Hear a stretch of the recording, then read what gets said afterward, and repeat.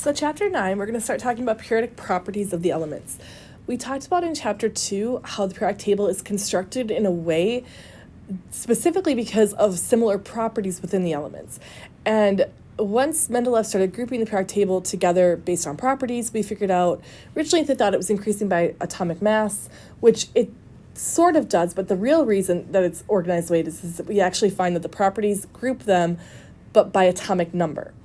And so now we're going to kind of delve into more within the periodic table itself, how we can figure out where electrons reside. Why do we care about electrons? Because where the electrons reside dictate a lot of the chemistry that's going to happen.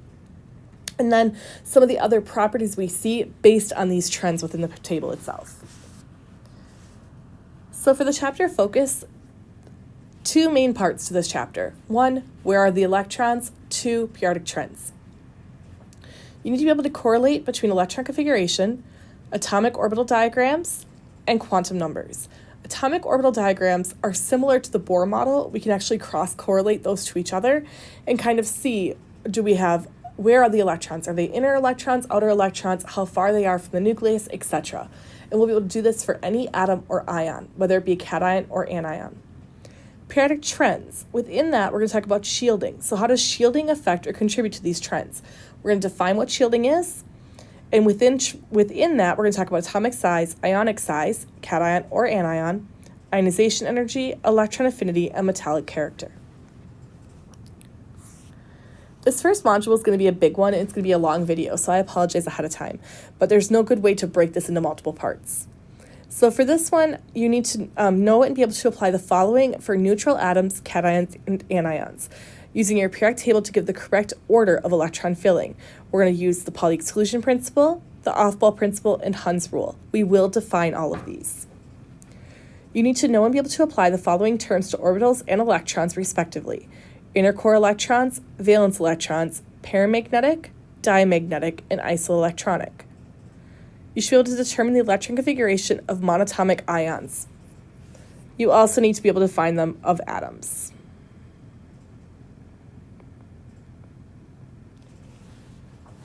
Understand the terms paramagnetic and diamagnetic. Be able to determine the number of unpaired electrons for any atom or monatomic ion.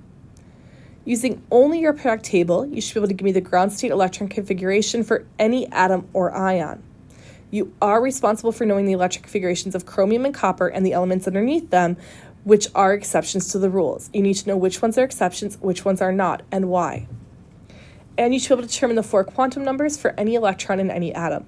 These quantum numbers relate back to what we call the address of the electron. That's the end of chapter 8. But we see that those 4 quantum numbers are just a mathematical representation of our electron configuration. So, electron configurations on the periodic table. First, we will use the periodic table to identify your electron configuration. You need to be able to identify the S, P, D, and F blocks within the table. And I will do that in just a bit on the slides. I'll do that for you guys on the next slide. Remember that when your S block starts, we start with 1S. The P block starts with 2P. The D block starts with 3D, and the F block starts with 4F. S and P are pretty easy for students to remember. D and F seem slightly off, and we'll talk about why, but you do need to remember that it's 1S, 2P, 3D, 4F. So I remember them as SPDF orbitals, and so I think about it as 1, 2, 3, and 4. And to figure out electron configuration, we're going to begin with the first period, meaning the first row, and proceed across periodic table horizontally, counting the electrons in the S, P, D, and F blocks. I will show you guys how to do this, but let's get to some terms. So before we get into filling in electron configuration, let's go ahead and identify the different parts in the periodic table. I want you to grab your table, and if you have not already marked it up, I want you to grab it and mark it as follows. This block, the first 2 rows, or 2 columns, the first 2 columns in your table is called your S block.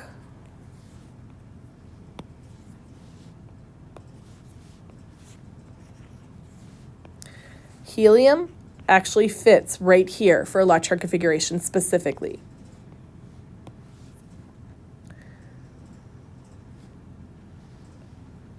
the 6 columns over here, this whole piece encompasses your P block.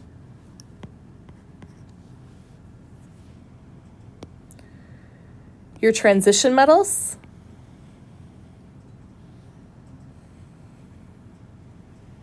make up your D block.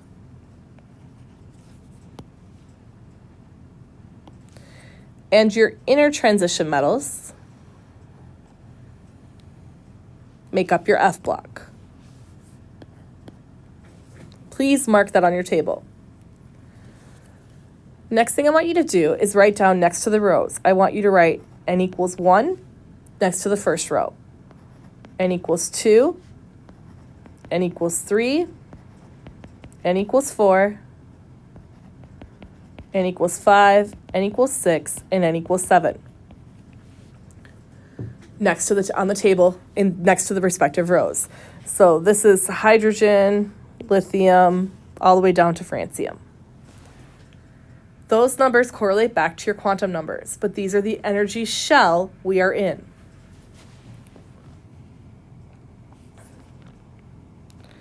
We're going to learn about counting across the table in a minute, but what I want you to see is that this spot right here, the electron that helium resides, or hydrogen has, is in the n equals 1 space and in the s block, and we have 1 electron.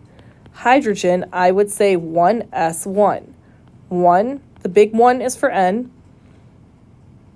S is for type of orbital, so suborbital. And the raised 1 up here is the number of electrons in that space. I look at helium, I'm still in the n equals 1 range. I'm still in my s block, but helium has 2 electrons there.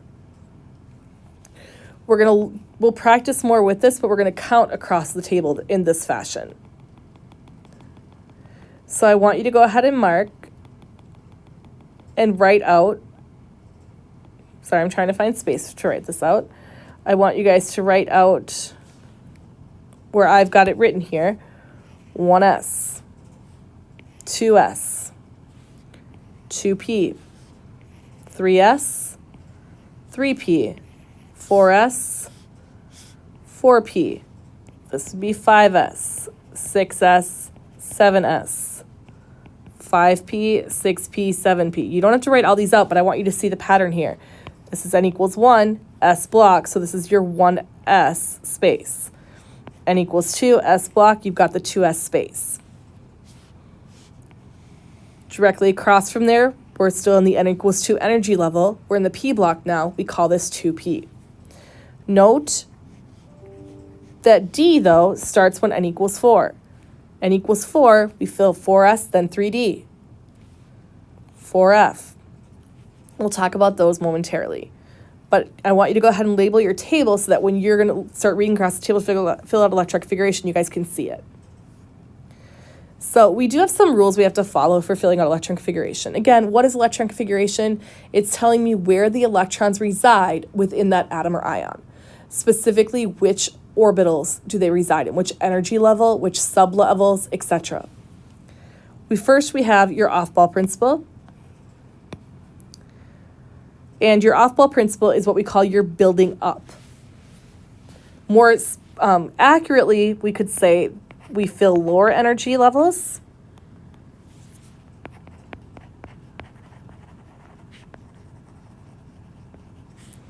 first and then higher. So fill lower energy to higher energy when filling electrons into orbitals.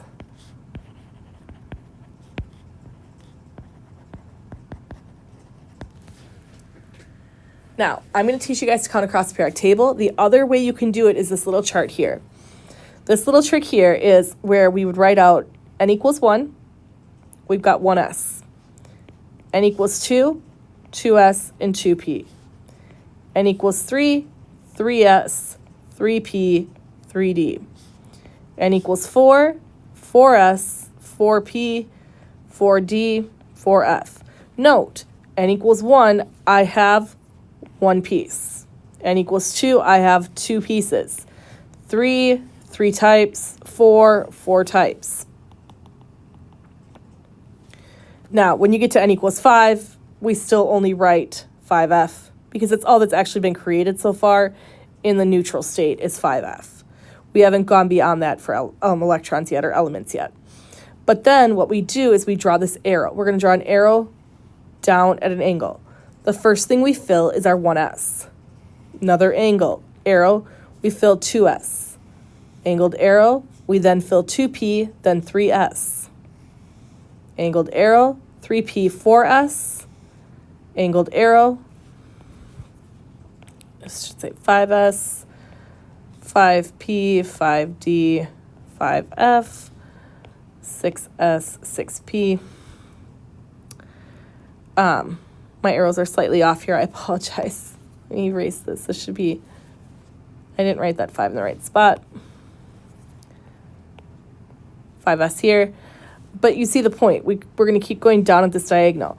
That's what this picture is trying to show me here. I keep hitting the wrong things on my iPad, and I'm sorry. So what this picture is trying to show me, though, I'm going through 1s first, then 2s, then 2p, 3s, then 3p, 4s, then 3d, 4p, 5s. You can write it out in this little chart and use this to help yourself remember. I'm completely fine with that. I personally find it easier just to count across the periodic table. It's up to you which way you'd like to do it better, though. But the off-ball principle, we have to fill. Off-ball principle basically tells us we must, no exceptions, fill lower energy levels first, then higher energy. We always fill your lower energy first. Lower energy is closer to the nucleus. We're always going to fill in the electrons closest to the nucleus first. Your Pauli exclusion principle. We can say the easier way to say the Pauli exclusion principle is that you can have a maximum of 2 electrons per orbital as long as they have opposite spin. That's kind of the easier way to think about it. The more correct or better way to say it is that no 2 electrons in an atom can have the same 4 quantum numbers. What that means here, though, is that this is not allowed. This is like having 2 electrons spin up in the same space. That cannot happen. Instead, they have to be opposite of each other. We cannot have 2 electrons in the same spin up and both spin up. One has to be spin up, spin down. So I would call this plus 1/2 minus 1/2, and then both of these be plus 1/2 plus 1/2. That is not allowed. Instead, we can have it where they're each have 1 plus 1/2 and 1 minus 1/2 in it. That is allowed. These do not have the same 4 quantum numbers. They would differ in their m sub s quantum number. And then Hund's rule.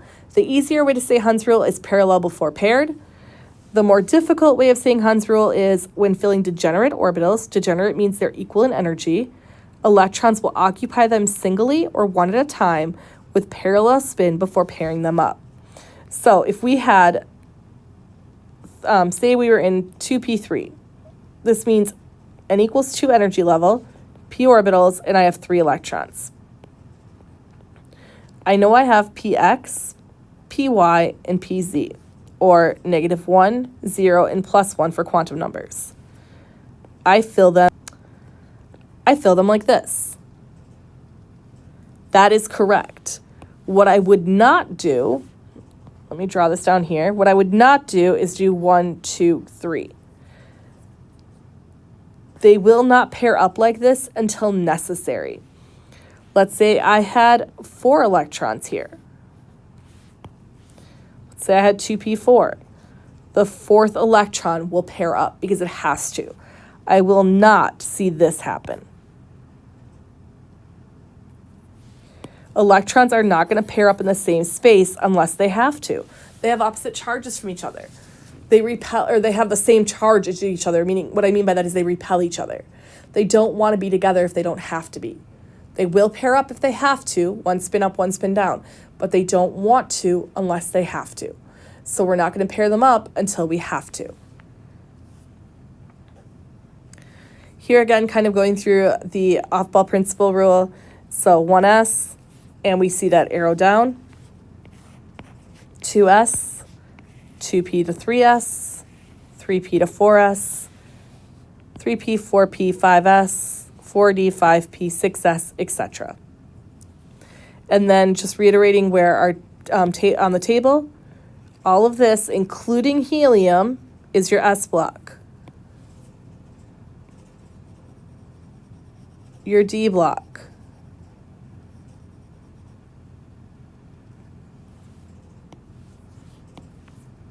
Your P block. These two are actually going to be filled by D block. And then your F block.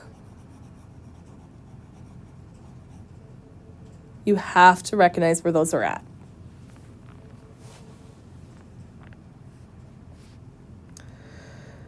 Some more terms for you guys. Ground state and excited state. What do I mean by your ground state and your excited state? Your ground state is your lowest energy state. It's where electrons are going to fall back to if they don't have extra energy. It's just where they're normally going to reside. An excited state is just defined as any state that is not your ground state. It's higher than your ground state. Any state other than the ground state, the electrons will not fall below their ground state. The ground state is their base. You give them energy, they move up. It's like you give a child sugar, they have energy. They wear off that sugar, they crash back down to their ground state. Excited state is just that. They have more energy, they're at a higher energy state. So we see here, we've got an atom, your nucleus is here, and we've got an electron here, a photon comes in, and it hits an electron, and it excites it from the n equals 1 to the n equals 2 energy level. It's been excited up because it gained that energy from a photon. Now, if this species comes in, if this releases a photon, this will drop back down to its ground state. Degenerate means equal in energy. So as example, we have, this would represent your p orbitals. So let's say this is our 3p orbitals. We could have px, py, and pz. They are all completely equal in energy.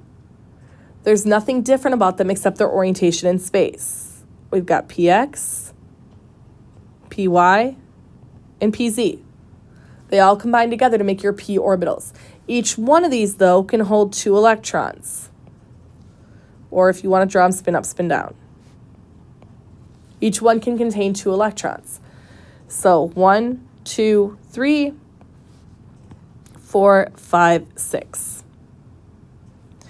This represents an s orbital. We could call this, say, 3s. We could call this maybe 3d. D has 5 degenerate orbitals.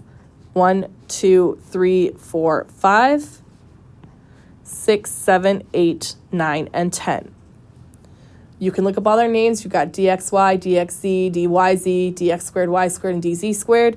Or you can remember the quantum numbers. -2, -1, 0, +1, +2. Quantum numbers I do expect you to know.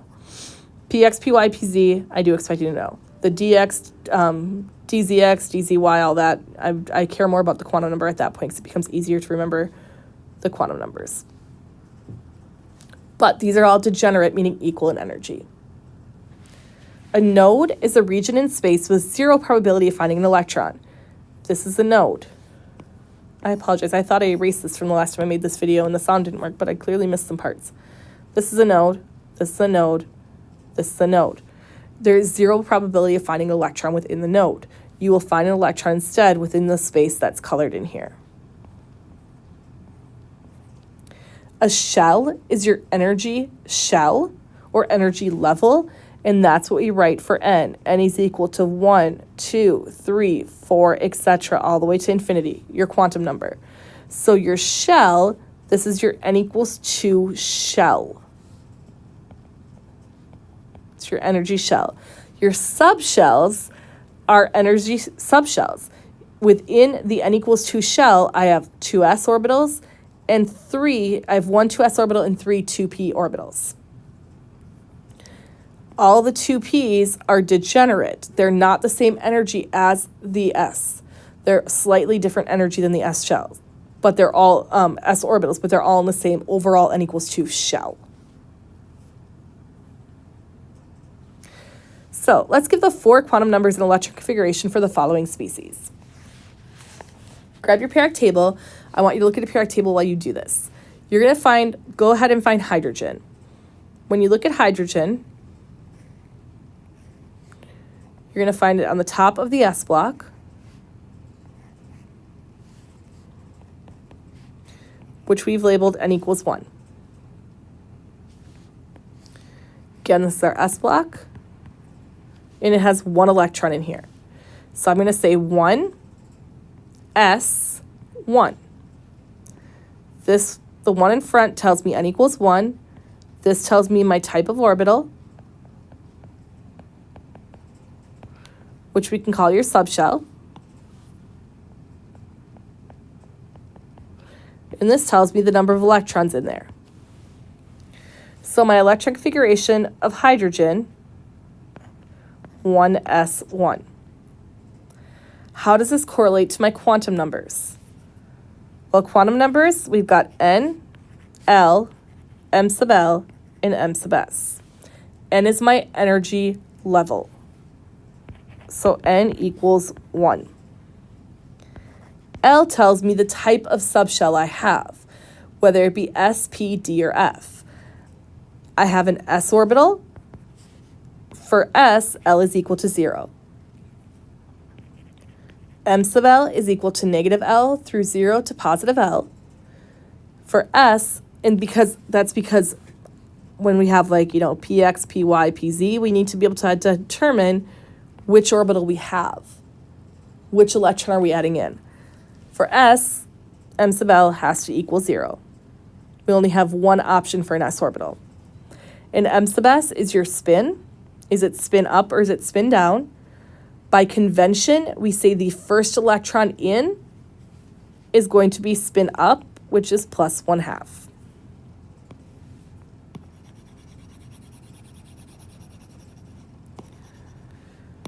What about helium? Helium is sitting over here on the table, but for electron configuration only, we're going to set it next here next to hydrogen.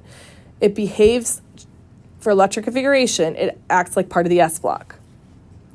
1, S, 2. We're still in the first energy level, we're still in the S block, and we now have 2 electrons we need to account for. Helium has 2 electrons, so I'm going to do 2 different sets of quantum numbers. For the first electron in, so we've got 1s and we've got 2 electrons that went in.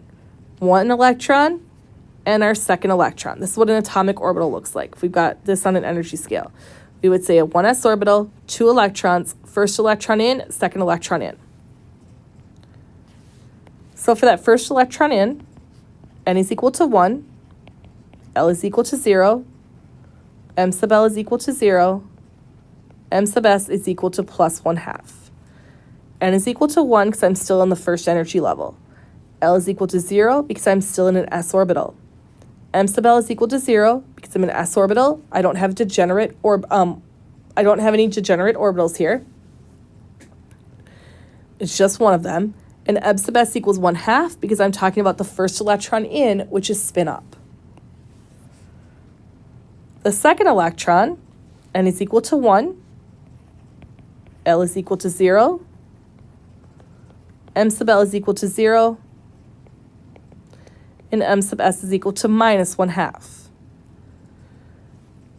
N is still equal to 1 because I'm still dealing with 1s. L is still equal to 0 because it's still s. M sub L is still 0 because it's still s. But now I'm talking about this electron here, which is spin down. Therefore, I write it as a negative 1/2.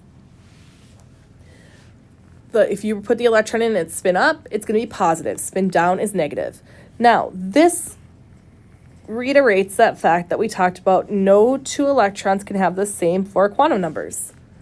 They're very similar, except we see they differ in the very last quantum number. They are describing 2 different electrons. One is spin up, one is spin down. They are not the same electron. Lithium, beryllium, boron, and carbon, I'm going to do it for just the last electron added. If I look at lithium, its electron configuration, lithium is right here. So if I go across the table, there's nothing else here. I only hit a hydrogen or helium. When you go across the table, you fill in everything else. Now I'm down to the next row. I've got to count 1s2, because I've already counted, 1, 2. Okay, I've counted for that electron, 1 and 2. Now I'm into the n equals 2 level. I'm still in the s block. I add 1 electron, and I've now hit lithium. There's my electron configuration. For that last electron in, though, looking at my atomic orbital, I've got 1s and 2s. I've got 2 electrons in my 1s and 1 electron in my 2s. That's the entire configuration of lithium. This is what an atomic orbital looks like. I want to be able to mathematically describe with quantum numbers this electron. So n is equal to 2. I'm in the second energy level. L is equal to 0 because I've got an s orbital. M sub L equal to 0 because it's an s orbital. M sub s here is plus 1/2 because the electron is spin up. Let's do this for beryllium. Beryllium is right here. So I'm going to start at the top of the table. I count across. I hit 1 s orbital, 2 electrons. I haven't hit beryllium yet. Go all the way across. Nothing else is there. Next row. I'm in the n equals 2 row. I'm in the s block. 1, 2. 2 electrons. I have hit beryllium. So I've got the electron configuration now. Now I want to write the quantum number for that last electron added. And draw it a little bit smaller here. So first 2 electrons in, 1 and 2. My second electron in is that pink electron. So I want to describe that pink electron right there with quantum numbers. Well, n is equal to 2, L is equal to 0, M sub L equal to 0, M sub s, this is spin down, is minus 1/2. Boron. Boron is the first element right here. So now I'm going across the table and I hit boron. Start at the top. 1s, 2. I've counted 1, 2. I haven't hit boron yet. Go across, nothing else there. Next row. I hit the 2s block. I fill in both electrons. I haven't hit boron yet. I go across. Now I'm still in the second energy level, but I hit the p block. So I'm going to put a p. 1 space, 1 electron, I've hit boron. That's my electron configuration. What's my quantum number for this electron specifically? Got 1s, 1, 2, 2s, 1, 2, and 2p. 1, 2, 3. There are 3 p orbitals. Minus 1, 0, and plus 1. I'm looking for, I have 1 electron in there, so I add that electron right here. N is equal to 2. I'm in the second energy level. L is equal to 1 because I have a p orbital. M sub L is equal to negative 1 because it's the first electron in, and I have described these mathematically as negative 1, 0 to positive 1.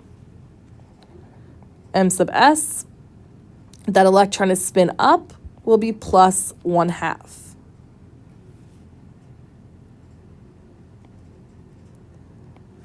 And carbon. Carbon is here next to boron. So I count across, I go across, and I say, okay, 1, 2, 1s2. Keep going across the table. Next row, I'm hit the 2s, 1, 2.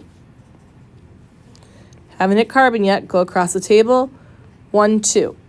2p, 2. I've now hit carbon.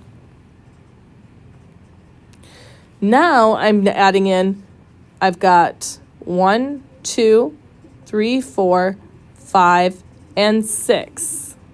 Change color on that. This electron right here. Now I want to describe this electron, this last electron I did in for carbon. N is still equal to 2. I'm still in the second energy level. L is equal to 1 because I'm in the p orbitals. M sub L is equal to 0 because now I've added an electron in the second orbital here, in the second p orbital. And M sub S equals plus 1/2. Remember, I have to add that electron here. I cannot add that electron here. I cannot pair up until it's parallel until paired. Based on Hund's rule, I know I have to add them individually before I can pair them up. Practice this. This is correlating quantum numbers with your electron configuration, but practice this. So just a couple diagrams from your book to try to help you remember the way this goes. This actually shows the energy levels a little closer together too, or the actual spacing of the energy levels. We fill up your 1s first. So there's 2 electrons that can fit in 1s. 1, 2. Each circle can hold 2 electrons. Then 2s, 1, 2. 2p, 1, 2, 3. Note they're all single before I pair them up. 1, 2, 3. S, 1, 2. 3p's. 1, 2, 3. 1, 2, 3. 4s, 1, 2. From 4s, I fill 3d. Then I go to 4p. We'll talk about that when we do some more examples in just a sec. And same thing we see here, just an overall nice summary slide. Our N value is our shell. Our L value is our subshell or type of orbital.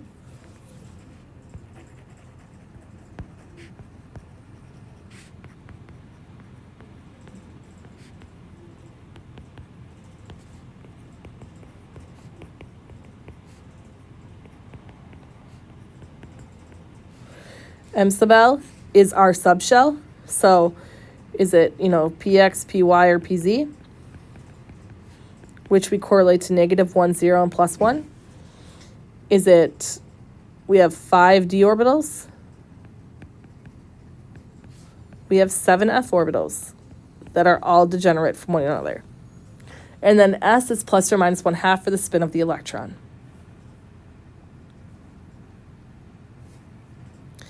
So let's go ahead and work just a couple examples. Write the complete electron configuration of titanium. So find titanium on the table, that is Ti.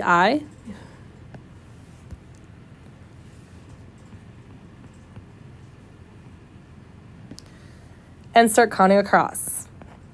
Titanium. N equals 1, S block. I count the first two elements in here, and I have not hit titanium yet, so I'm going to count those electrons.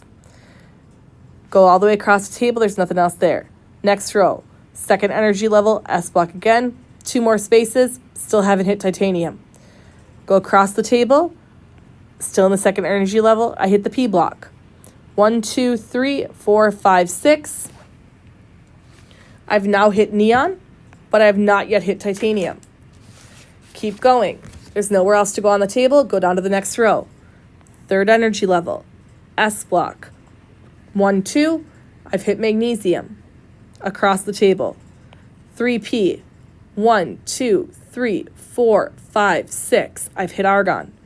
Not there yet. Next row. Fourth energy level. S block. 1, 2. I've hit calcium. Now, go across. The next thing I get to is the D block. Remember that D starts with 3. So even though it's the fourth energy level, this is 3D. 1, 2. Oh, look, I found titanium.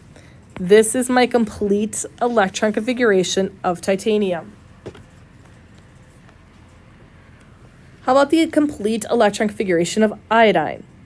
Find iodine. Iodine is I. Well, we start at the top. N equals 1. S block, 2 electrons. Hydrogen, helium. Haven't reached iodine yet. Go to the next row. 2. S block. 1, 2. I've hit beryllium. Still no iodine. Go across the table.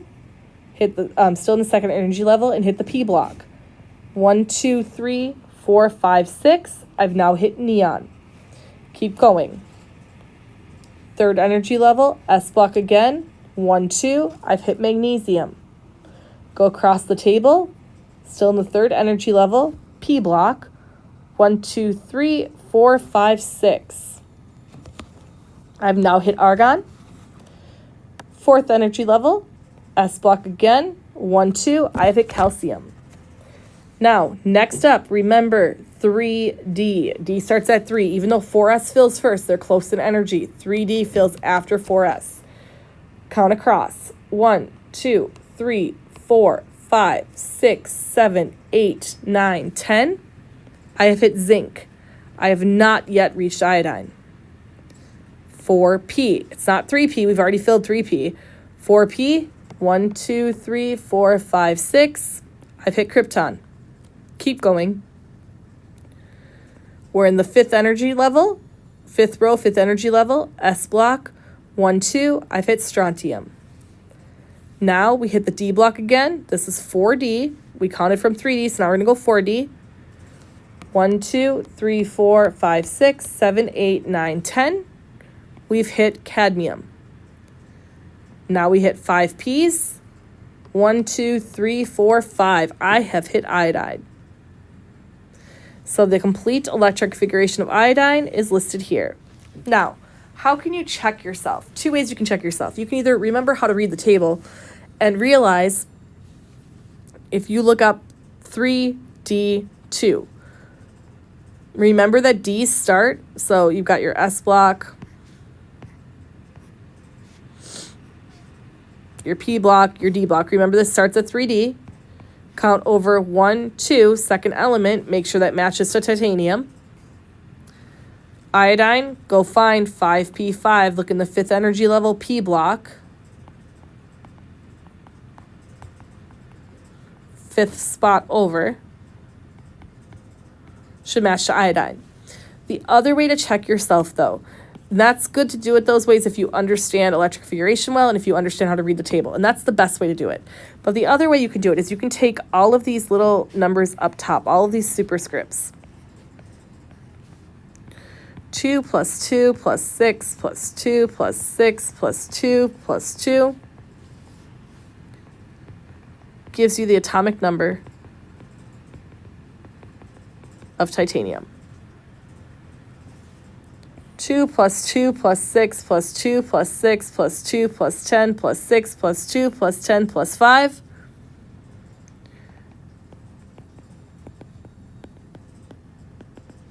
gives you the atomic number of iodine. Now that works great if they're neutral. If you have ions, meaning they gain or lost electrons, you got to be careful of that and cognizant of that. And realize if it gained electrons, that number is going to be higher. If it lost electrons, it's going to be lower. But that's one way you can double check to make sure you've written down the right configuration. So electron configuration and orbitals. Hydrogen. We've already talked about for hydrogen how hydrogen has an electron configuration 1s1. If I want to draw this to an orbital, atomic orbital, I would write, this is the energy scale, I'd write 1s, and I would put in 1 single electron. But to take this to kind of a Bohr model, we'd have our nucleus in the center, n equals 1, n equals 2, n equals 3 energy levels.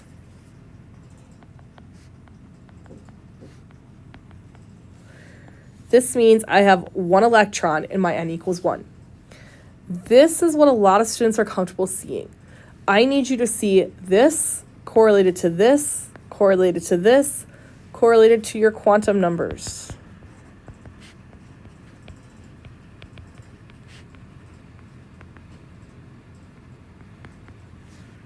All 4 of those are telling me the exact same thing. This is probably the quickest way to write it, but this is telling me this, is telling me this, is telling me this. So I'm going to do 3 more examples with it, but I need you to practice these so that you can see them too and you can correlate between them. What about for argon? Argon, 1s2, 2s2, 2p6, 3s2, 3p6.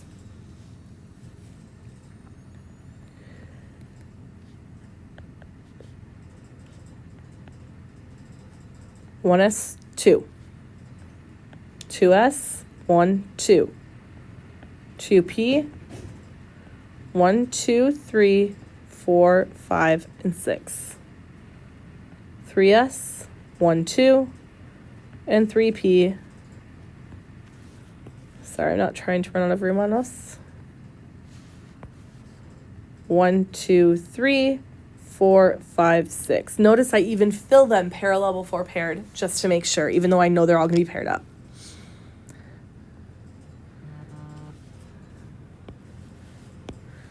According this to the Bohr model, we just pretend these look like actual circles. That makes size sense. This tells me I have 2 electrons in my 1s. 1, 2. Not only 2 in 1s, but 2 in the n equals 1 energy level. 8 electrons in my n equals 2 level. 1, 2, 3, 4, 5, 6, 7, and 8. And 8 electrons in my n equals 3. 1, 2, 3, 4, 5, 6, 7, and 8. These electrons on the outside are known as your valence electrons.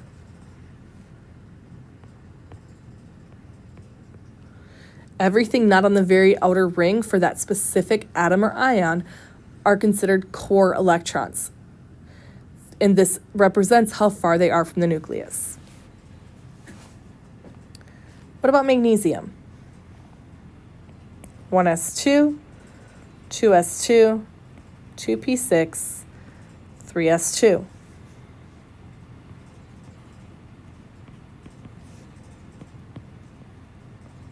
One, 2, 2s, 1, 2, 2p, 1, 2, 3, 4, 5, 6, 3s, 1, 2.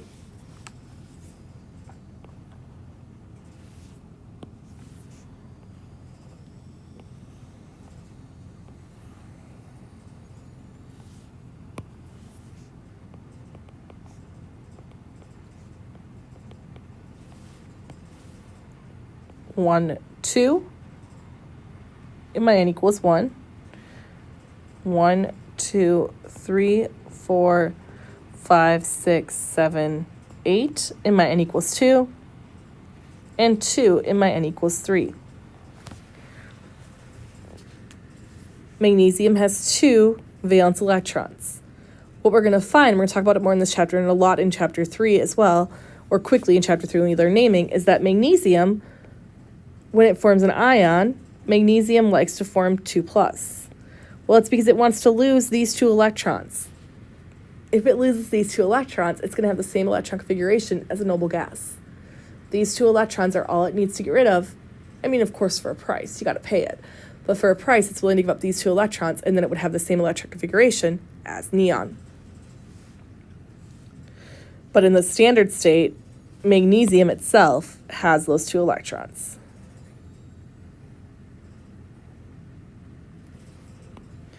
And zinc. 1s2, 2s2, 2p6, 3s2, 3p6, 4s2, 3d10.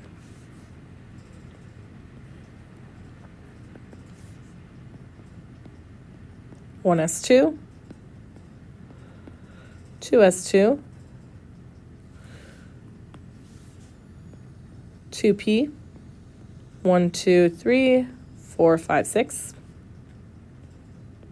3s2, 3p6,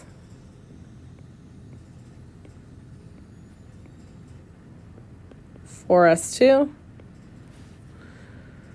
and 3d10. I am severely running out of space, and I apologize.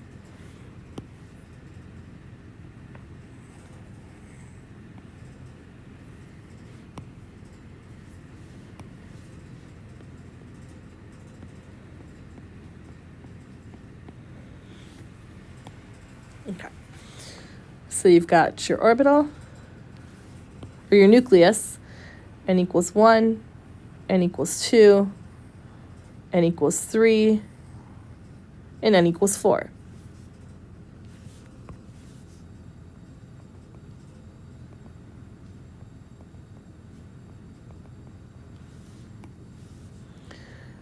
Two electrons and n equals 1.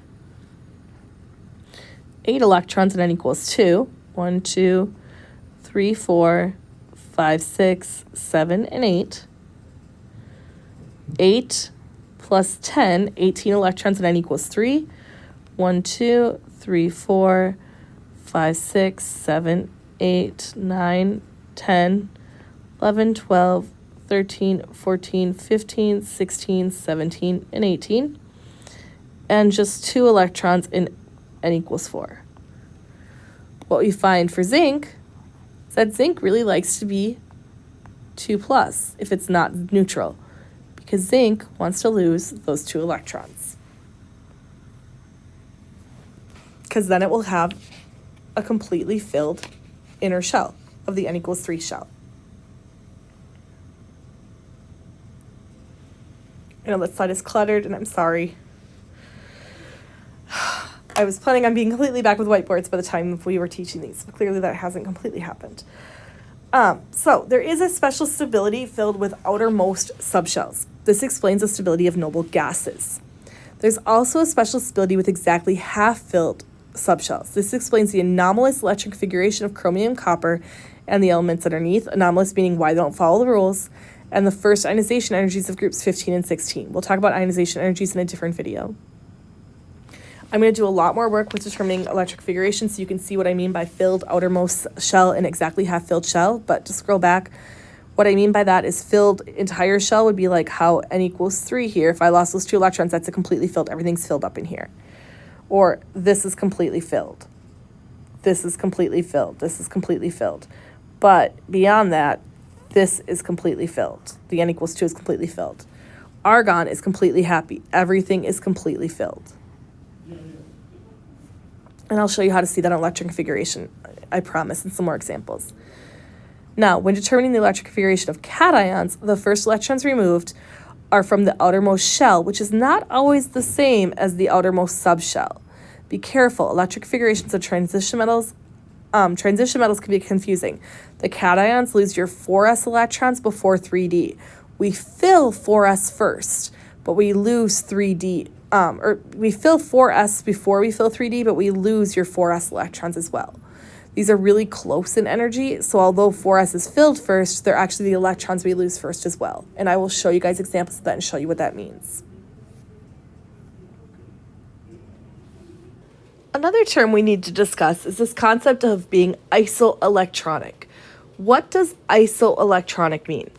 Isoelectronic is just defined as having the same electron configuration. So it's ions or element. Ions are an atom in this case. An atom in this case that have the same electron configuration. This says as a noble gas. They don't have to be as the same as a noble gas, but that's usually why it happens, is things want to be like a noble gas. So here we see O2 minus, F minus, Ne, Na plus, and Mg2 plus. Across the top, we have your electron configuration of your neutral atoms. So what that means, sorry, my writing is not straight tonight. It's been a long day.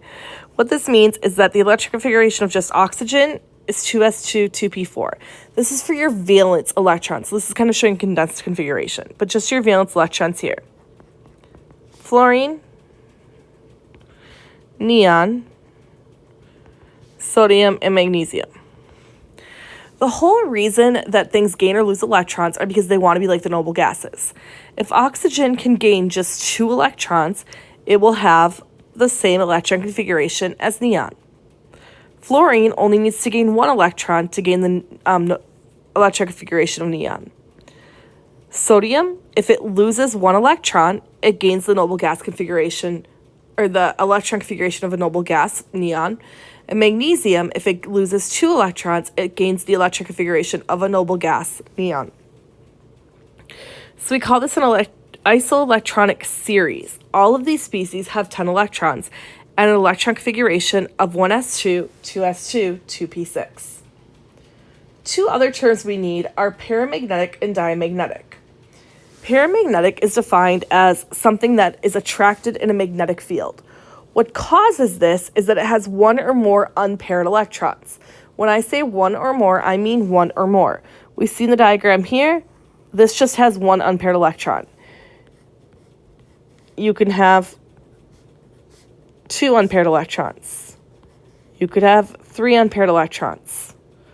You could have all the way up to 7 unpaired electrons if we went into your F block. All of those are paramagnetic, and all of those are attracted in a magnetic field. We also have diamagnetic. Diamagnetic are slightly repelled by a magnetic field. In diamagnetic, as shown here, all of the electrons are paired up. So you probably know that some metals, you've seen different metals. You guys have probably played with magnets at one point or another, and some species are just magnetic. Some do not stick to a magnet. And this is why some have unpaired electrons and some are all paired. This concept comes back again in, I believe it's chapter 11, that we will deal with this again. Types of electrons, we have valence electrons and core electrons. Valence electrons become very important when we get into chapter 10. But your valence electrons are your outer shell electron. The shortcut to find your valence electrons, it's the number of your old group number. When we get to chapter 10 and start looking at Lewis structures, I will talk about it at that point. But for today, what I want you guys to realize is that anything in your outer shell is considered a valence electron. So here, all of these are valence electrons. You got your nucleus in the center. You got n equals 1, n equals 2, n equals 3, and so forth out. In this species, in this atom, all of the electrons in the n equals 3 are considered valence electrons. Your core electrons are your inner shell electrons. So anything on the inside. So in this case, everything in the n equals 2 energy level are core electrons, and anything in the n equals 1 are core electrons. If I look at the other example here, nickel has 2 electrons that specifically reside in the valence electron region, and all of these electrons inside reside inside as a core electron. Now, why does this matter? Well, the truth is, it's because valence electrons and what's going to be involved in your bonding. Valence electrons, because they're involved in bonding, help us determine the structure of different molecules. Does that mean core electrons can't do anything? No, it doesn't.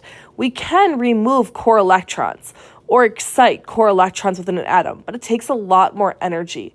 So when we're looking at doing things with core electrons, we're looking at like X-rays and gamma rays, which are high energy.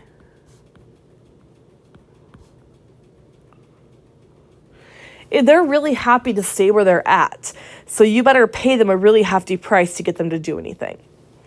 Valence electrons, again, this is what's involved in bonding. This is what's going to dictate the bulk of the chemistry we're going to see, and this is what's going to help us determine the shape of molecules when we get into chapter 10. So let's work a series of examples for your ground state electron configuration. What I'd like you to do at this point is pull out your periodic table. If you don't have it yet, please pause this video and go grab your periodic table, because it's going to make it a lot easier to see this. Okay, hopefully you listened and you now have your periodic table. We want to write the complete ground state electron configuration, which means we have to start at hydrogen and move forward. First one up is fluorine. Fluorine, 1s2, 2s2, 2p5. This is your core electrons. This is your valence electrons. Your outer shell is your valence electrons. What about F minus? What is F minus? F minus is what we call, we're going to learn naming next week, but it's a fluoride ion. So we will learn naming soon again if you haven't already learned your naming, depending on what school video is listening to this now. But F minus is fluoride, and it means it gained 1 electron. It's got a negative charge here because it gained 1 electron. So when I write out its electron configuration, I write 1s2, 2s2, 2p6, because it gained one electron. If I was to look at the atomic orbitals here, 1s, 2s, 2p,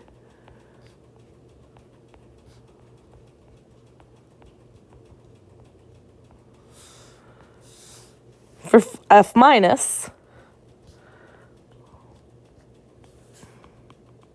sorry, I'm not trying to change colors on you. For F minus,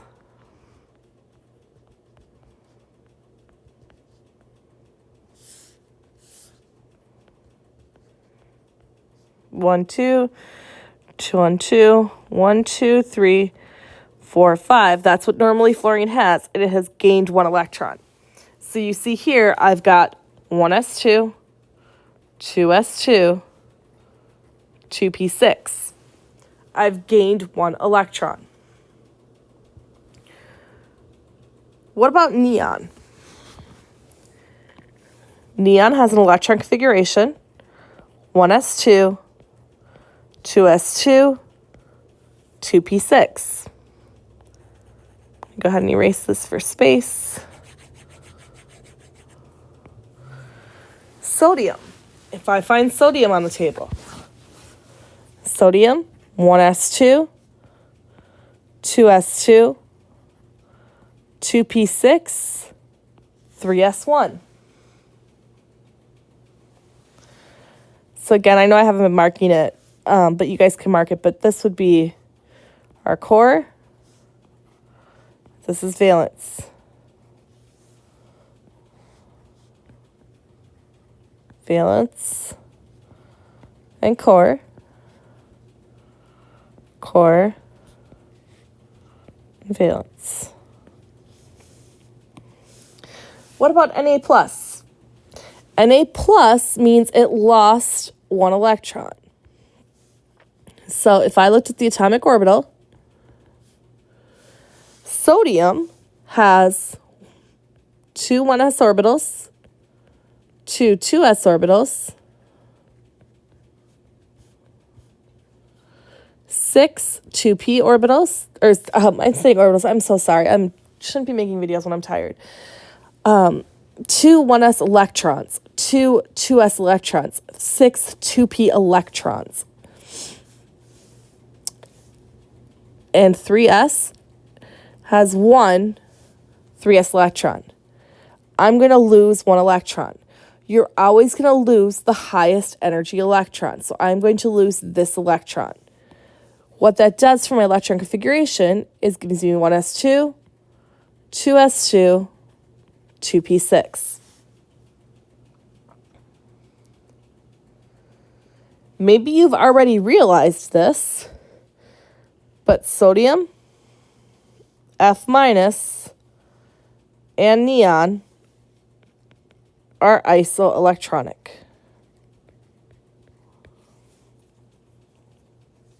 They all have the same electron configuration. So, halogens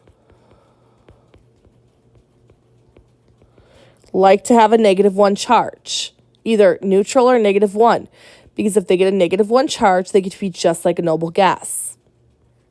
Alkali metals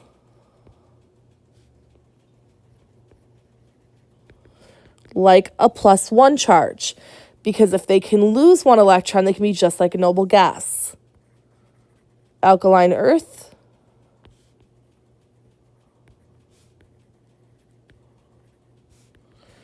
like a +2 charge, because if they can lose 2 electrons, they can be just like a noble gas. And you're not responsible for their name, but they are called the chalcogens, which is oxygen's family.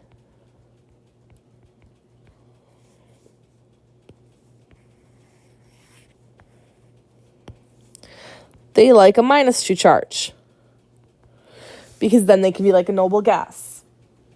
Now, other species, we're going to see why they form certain things, but these ones you just need to have memorized, because these ones, along with 3 specific metals, aluminum, zinc, and silver, always have fixed oxidation states or fixed charged states.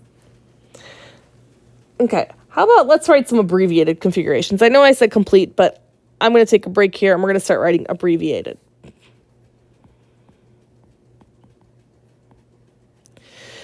What are abbreviated electron configurations and why do we write them? Well, I'll show you the complete and abbreviated for vanadium, and then we'll discuss why. For vanadium, the complete electron configuration, 1s2, 2s2, 2p6, 3s2, 3p6, 4s2, 3d3. The abbreviated configuration for vanadium is argon, 4s2, 3d3. First of all, the why. The why is this was a lot easier to write than this giant mess up here. The how is, let me change that. The how is this grouping right here.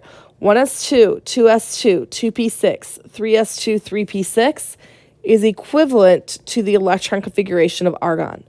So it's also your core electrons. But I take that and I just put it in brackets like this.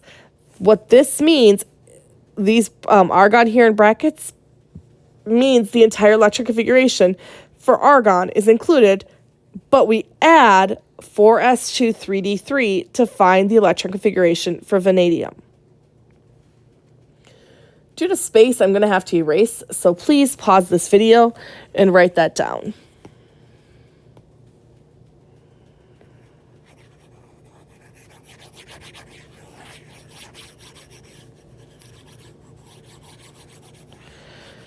So chromium and copper. Chromium and copper are exceptions to the rule, as well as molybdenum, which is underneath chromium, and silver, which is underneath copper. These are exceptions to the rules, and I will talk about that again in just a sec with the exceptions. But chromium and copper. Let's look at the electron configuration of chromium. Most people, the abbreviated electron configuration, most people would say it's equivalent to argon, which again means 1s2, 2s2, 2p6, 3s2, 3p6.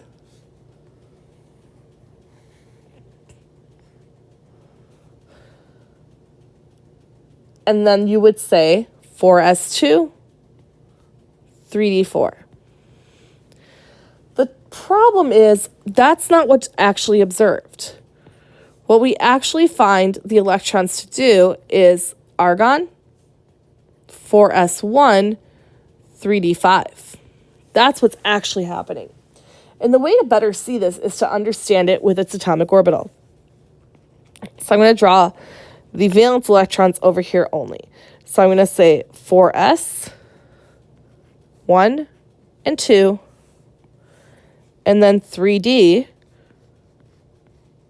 We have 5 options for D, or 5 suborbitals for Ds. 1, 2, 3, and 4.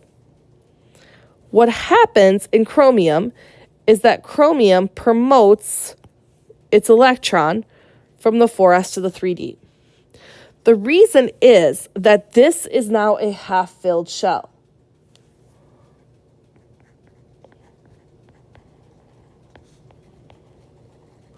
This is also now half-filled. Now, previous to this promotion of this electron up here, the 4s shell was completely filled, which in theory should add stability. But s orbitals aren't very powerful comparative to the rest. D orbitals hold a lot more power than, say, than an s orbital does. So there's a huge advantage for it to promote that electron up here and give me a half-filled D shell. This is very stable. So stable that it will take the energy cost to promote that electron from 4s into its 3d orbitals. This is the electron configuration of chromium. You do need to know that. Chromium is also considered, or chromium is not considered, it is actually paramagnetic.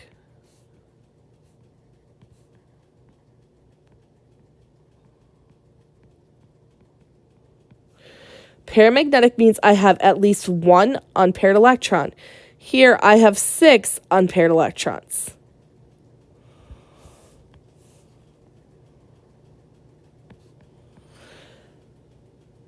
Therefore, it is attracted in a magnetic field.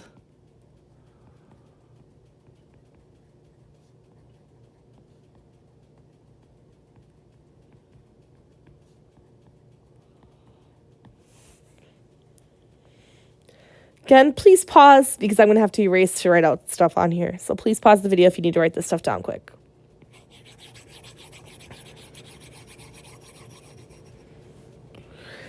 Now let's look at copper. Copper also kind of follows these same games. If I look at the abbreviated electric configuration for copper, I would say argon, 4s2, 3d9. But I find that to not actually be true. Instead, what we find is it's actually argon, 4s1, 3d10.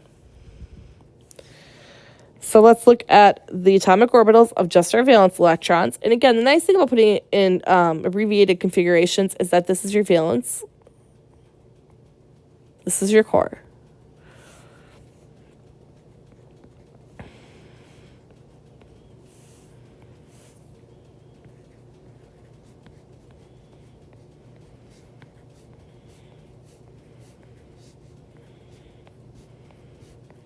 So this is what it originally looks like. What happens is it's going to promote this electron up here. So I'm going to take, oops, wrong button, 1 second. I'm going to take this electron away, and I'm going to promote it into the 3D orbitals. Now it has a completely filled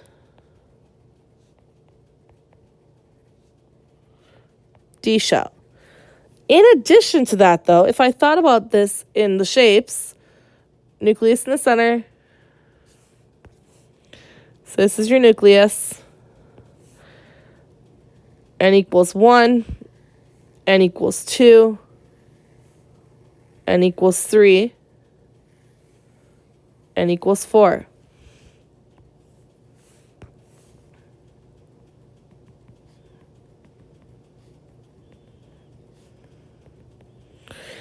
N equals 1 can hold 2 electrons. N equals 2 can hold 8 electrons. N equals 3 can hold 18 electrons. N equals 4 can hold, sorry, my brain is tired, 28 plus 32 electrons. Sounds right. Yeah, 18 plus 14. Rough day.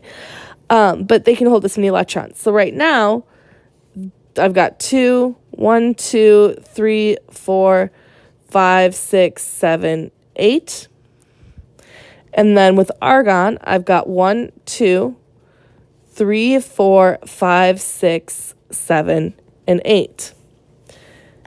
It can hold 10 more electrons in my d orbitals. 1, 2, 3, 4, 5, 6, 7, 8, 9, 10 to completely fill my 3Ds. If I put in the original electrons here, that'd be 1, 2, 3, 4, 5, 6, 7, 8, 9. I have a hole there. And then 2 electrons in my N equals 4. It's much more advantageous for it to take this electron and fill in this shell.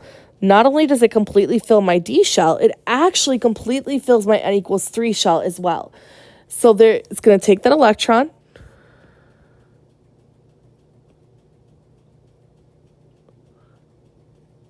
and it's going to move it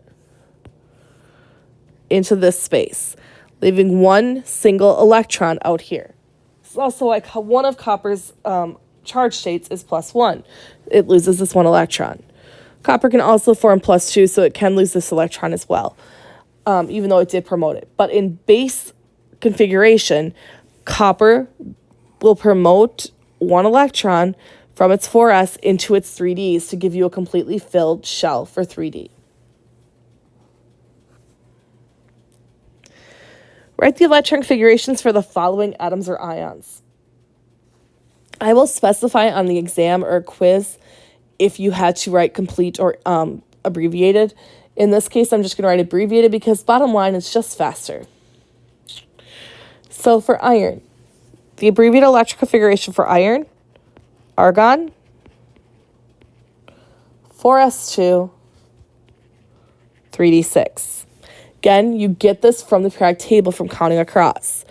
So we see on the table, you've got your S block first. Your D block is your transition metals. Your P block.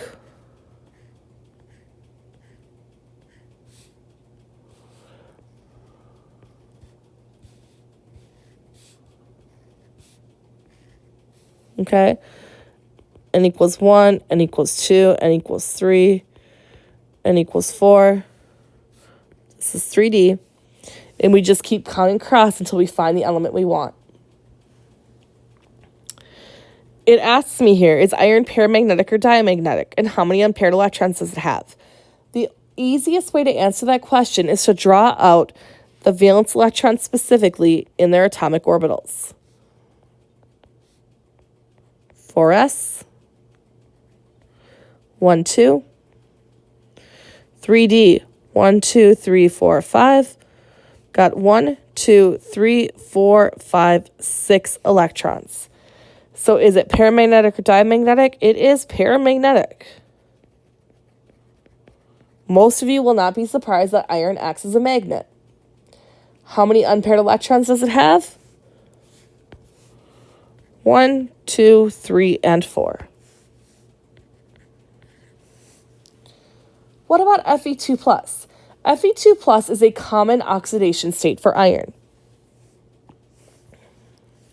What's going to throw students off here is although we write 3D a little bit higher here in energy because it is a little bit higher, we're going to lose the 4s first. Because technically, if we look at the shells,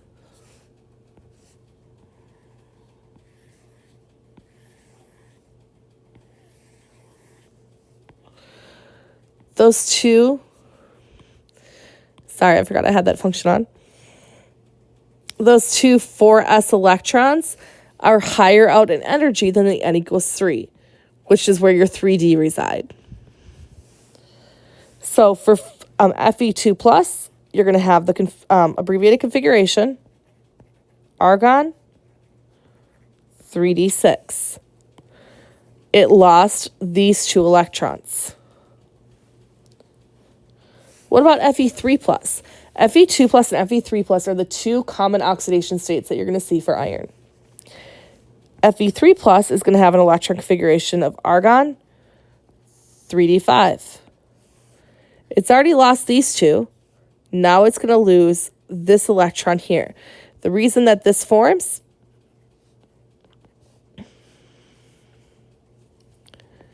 if you think about its atomic orbital here, okay, so let me write these out, and then I'll erase things as we need to.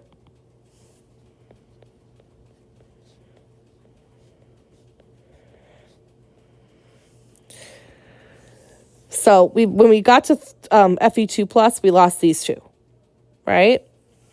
Now I'm looking at Fe3+. I've lost these 2. I'm also going to unpair that electron, and now I have completely empty 4s shell and a half-filled 3D shell. Huge advantage for iron there. That's why it wants to form +3 or +2. +2 so that we can completely empty out our 4s shell. +3 because when it does that, it gets a half-filled 3D shell. Go ahead and pause so you can record stuff.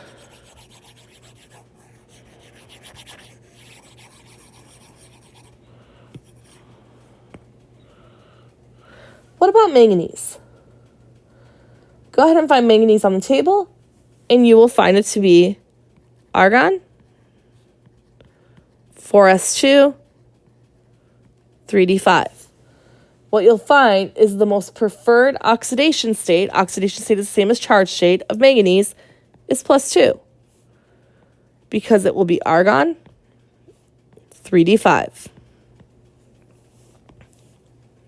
We lost the 2 4s electrons.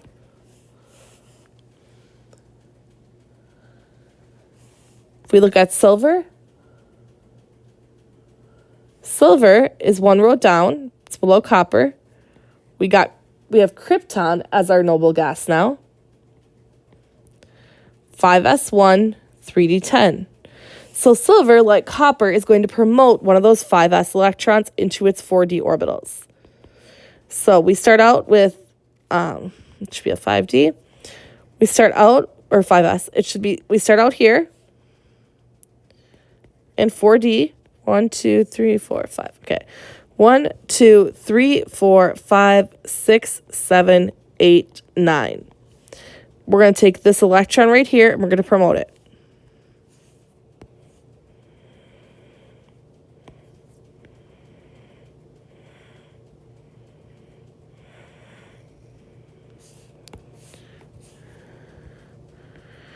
When we do that, we only have one electron left in 5s, but we have a completely filled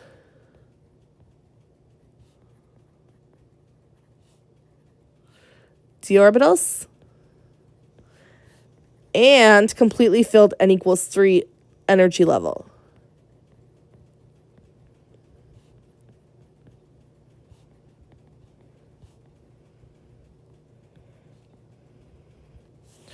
So silver follows copper in the exceptions.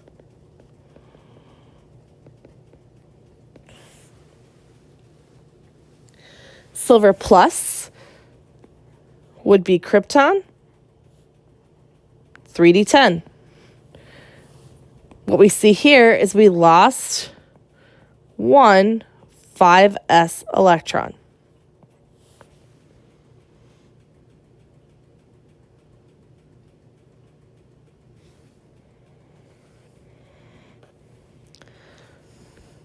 Okay, now what about tungsten and gold? If I look at the periodic table,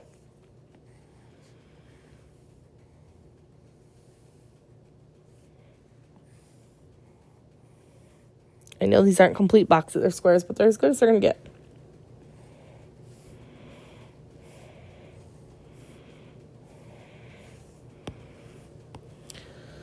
We talked about chromium. Below chromium is molybdenum. Below molybdenum is tungsten. We talked about copper. We talked about silver. Below silver is gold. So the general formula here is NS1 and -1 D5. And here would be NS1 and -1 D10. N meaning the N representing the energy level you're in. S1 saying we have one electron in that energy level. And -1 because the energy level of D is always one number behind S. And then 5 saying I'd have 5 electrons, or 10 for 10. But what I find is that tungsten and gold do not follow this exception.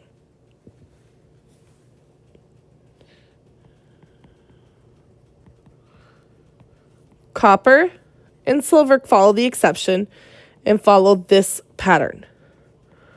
Molybdenum and chromium follow the exception and follow this pattern.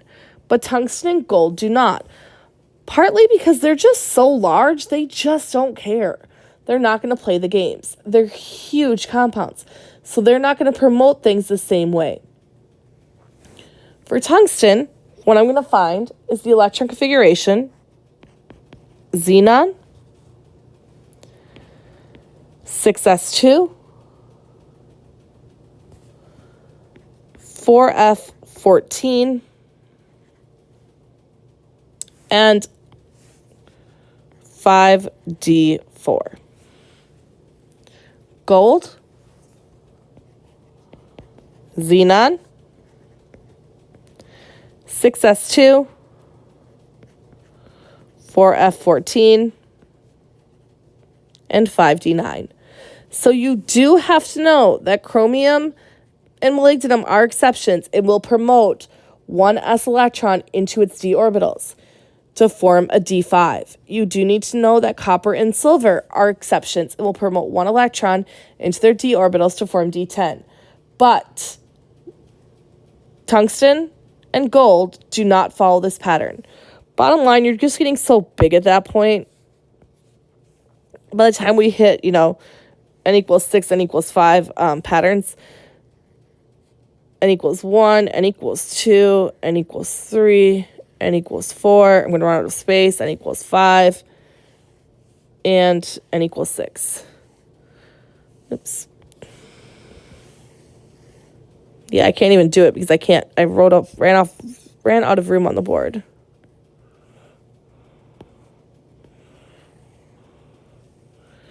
They're so big. They don't care about what's happening out here.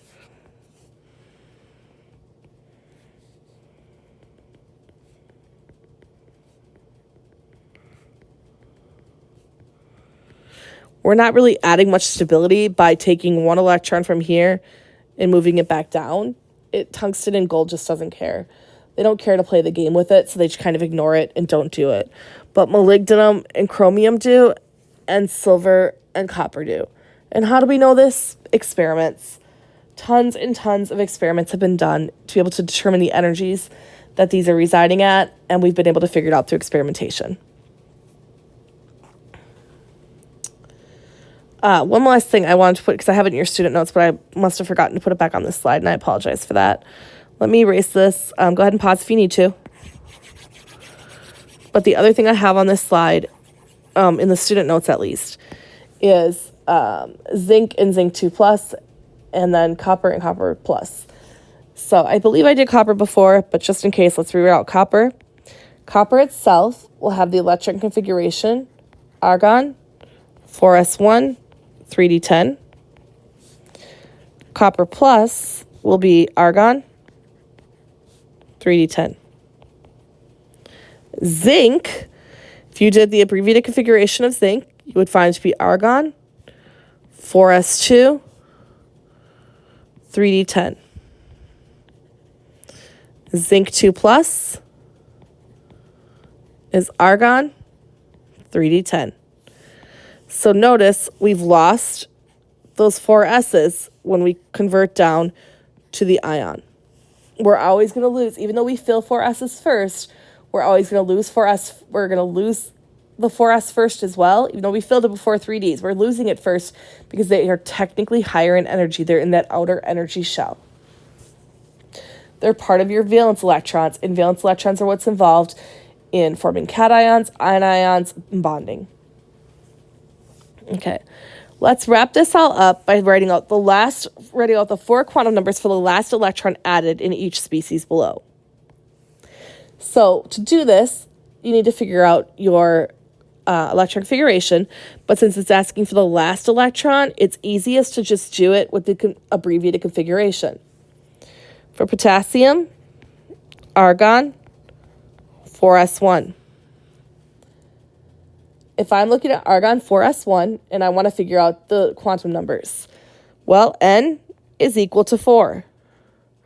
L is equal to 0. Why do I know that? So what are these telling me again? N is the energy level. L is the type of orbital.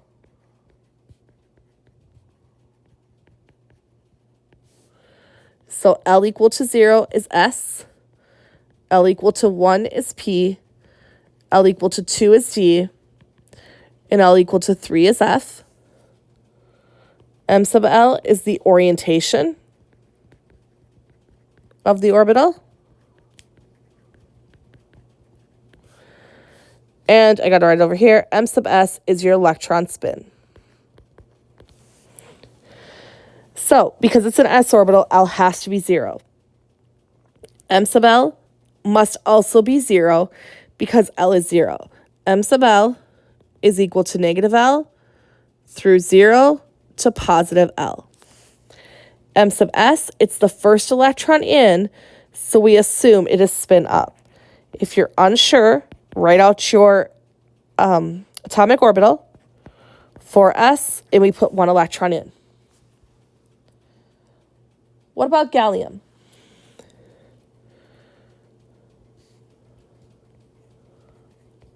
Gallium is argon, 4s2, 4p1. Sorry, I forgot the D's in there. 4s2, 3d10, 4p1. The very last electron added in is that 4p1.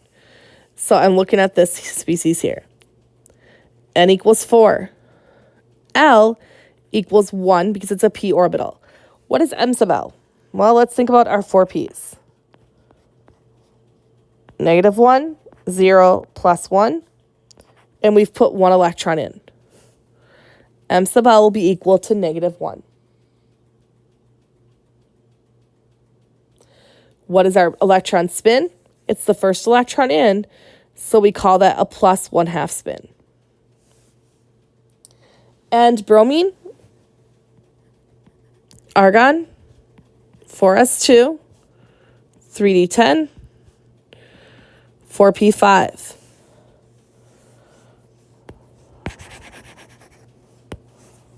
Draw out that atomic orbital again because it's just easier to see it that way. 1, 2, 3, 4, and just to make it obvious for color, I'm going to write it in blue, 5. So our last electron that went in is this electron that's in blue here. That is the 4th energy level. It's in a p orbital, which is a value of 1 for L, -1, 0, and +1. The m sub L value here would be 0. And it is spin down, which means it is -1/2. I hope this makes sense pulling these all together. My recommendation for this for practicing is just pick random elements off the table and start writing out their configurations. Try to, if you can identify if it's, I'm going to erase this, so let's pause if you need to write this down. Remember alkali metals like to be +1. Alkaline earth like to be +2.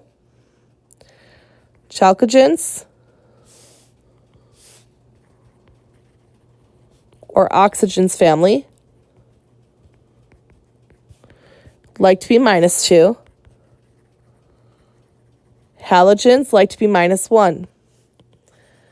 Your transition metals can have various states, but 3 that you must memorize, and it might be easier to memorize now.